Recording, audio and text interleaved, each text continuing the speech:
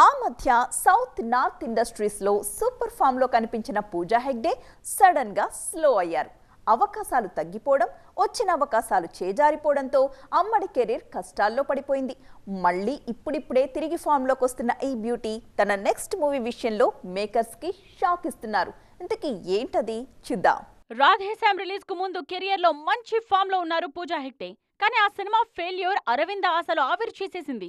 Radhe Shyam super hit అయితే pan Indian heroine గా busy అవ్వచ్చు అని భావించిన బుట్టబొమ్మకు షాక్ తగిలింది. ఆ తర్వాత నార్త్ ఆశలన్నీ సల్మాన్ సినిమా కిసీకా భాయ్ కిసీకా జాన్ మీదే పెట్టుకున్నారు పూజ. సల్మాన్ మూవీ కూడా బుట్టబొమ్మకు షాక్ ఇచ్చింది. భారీ ఆశలు పెట్టుకున్న భాయ్ మూవీ బాక్సాఫీస్ దగ్గర దారుణంగా ఫెయిల్ అయింది. దీంతో నార్త్ లో పూజా కెరియర్ కు బ్రేకులు పడ్డాయి. అదే సమయంలో సౌత్ లోనూ అవకాశాలు తగ్గిపోవటం, ఒకటి రెండు ప్రాజెక్ట్స్ చేజారిపోవటంతో ఇక పూజా కెరియర్ ముగిసినట్టే అన్న టాక్ మొదలైంది.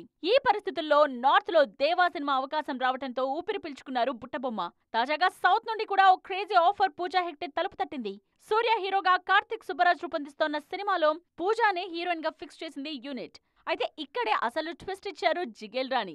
అసలే అవకాశాలు లేక ఇబ్బందులు పడుతున్న టైంలో సూర్య సినిమాలో నటించేందుకు భారీ పేమెంట్ డిమాండ్ చేస్తున్నారు బుట్టబొమ్మ.